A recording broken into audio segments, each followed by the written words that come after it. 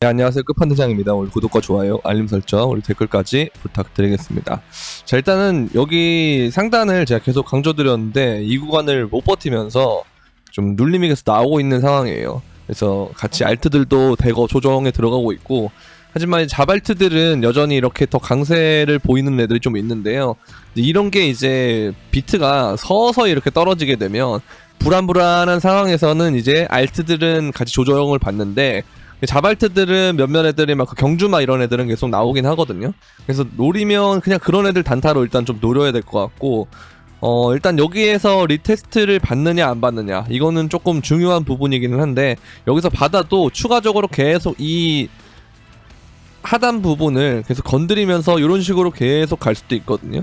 이제 그렇게도 갈 수도 있고, 아니면 이게 못 지키고 쭉 빠져가지고 36,000이나 아니면 35,000대까지도 갈 상황이 됐다, 이렇게 보시면 될 것 같아요.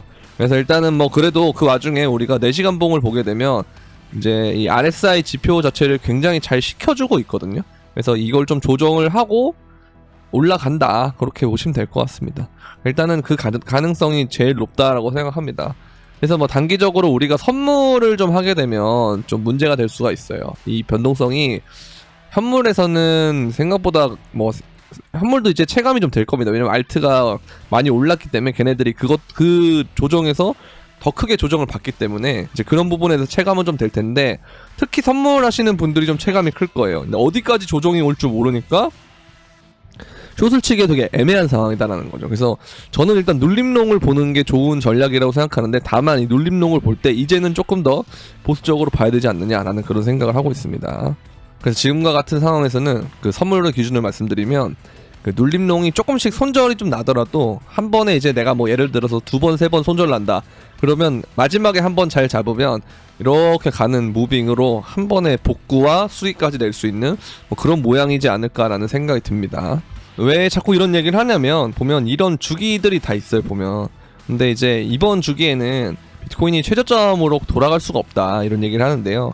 보시면 뭐 1번, 2번, 3번 구간들이 있는데, 보시면 지금 2번 구간에는 이 상황이 좀 돌파가 된 상황이라는 거죠. 그래서 이 이후에는 보시면 이후에는 계속 올라가는 상황이 됐지, 초록색깔 구간이 되기 때문에 3번 라인은 다 올라갔단 말이에요. 그래서 지금도 마찬가지다라고 생각을 합니다. 그래서 오히려 오르는 가능성이 높아 보이지, 뭐 예를 들어서 모든 사람들이 볼 수도 있는 뭐 3만대라든지 아니면 그 밑이라든지 뭐 이런 그 엄청난 조정, 이거는 잘 모르겠어요, 저는 아직까지.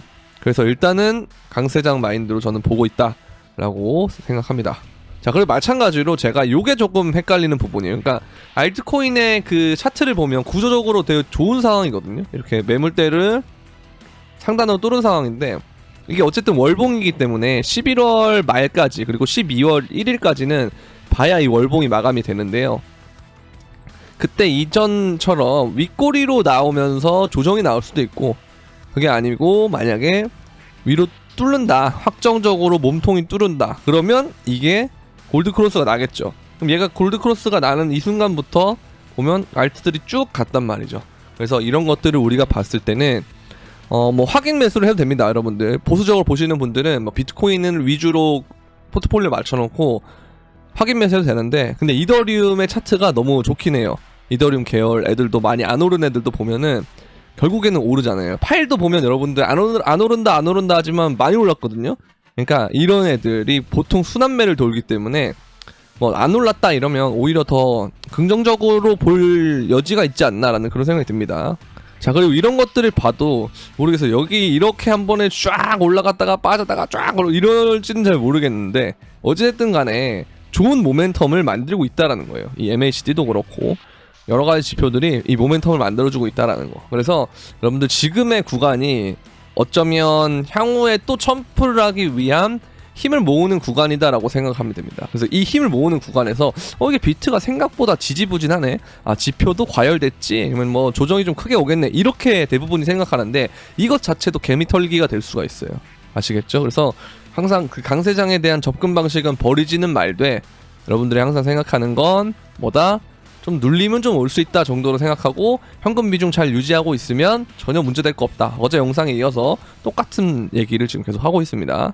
자, 이것도 지금 가짜 뉴스가 하나 떴는데요. 여러분들 그때 기억하실 거예요. 블랙록이 비트코인 ETF 했다, 뭐 승인됐다, 뭐 이런 식으로 했다가 갑자기 아니다, 가짜 뉴스다, 이래서 폭락을 한 적이 있어요. 그죠?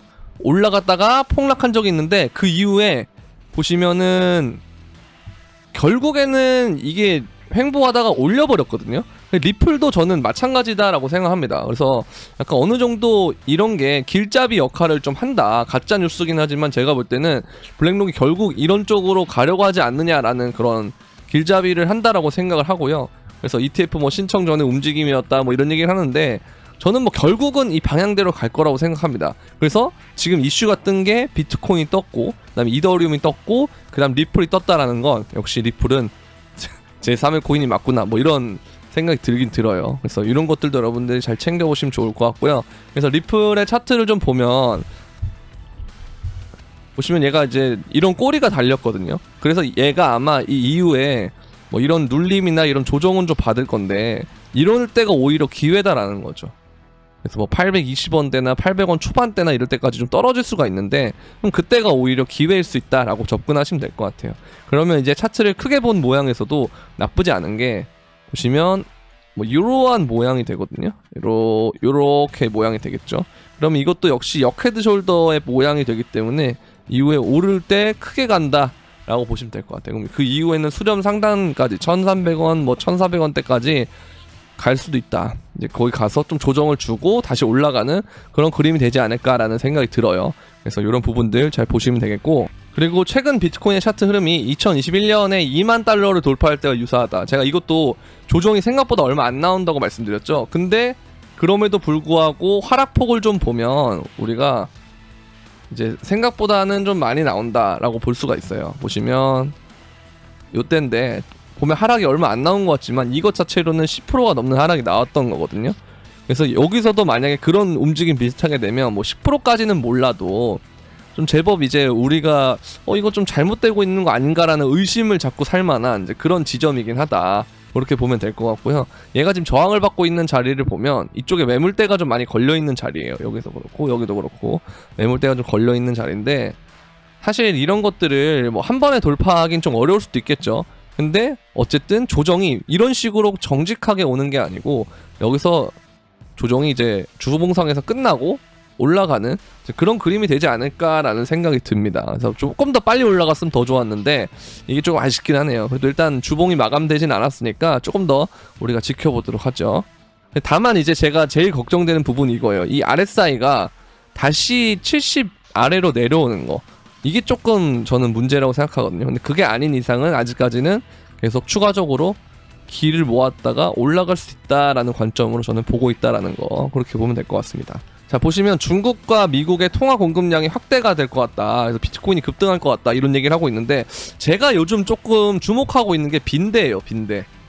이게 갑자기 살인 진드기다 뭐 그러고 빈대가 뭐가 떴다 그러고 뭐 지금 뉴욕도 슬슬 발견되고 있거든요. 근데 코로나도 팬데믹이 시작된 게 중국에서 처음 시작됐지만 전 세계적으로 뭔가 충격이 올 때가 미국에서 뉴욕에서 터졌을 때, 그때인 걸로 저는 알고 있어요. 그래서 뭔가 예상치 못한 이벤트가 발생할 수도 있겠다라는 좀 생각이 들거든요.